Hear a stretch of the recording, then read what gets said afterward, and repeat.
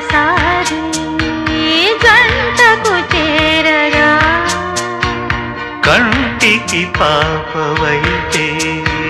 రెప్పగా మారనా తూరుపు నీవుగా రేపువ నేనుగా అల్లిక పాటగా పల్లవి ప్రేమగా ప్రేమించే పెదవులొకటై పొంగించే సుధలు మనవైతే జగతికే అతిథులే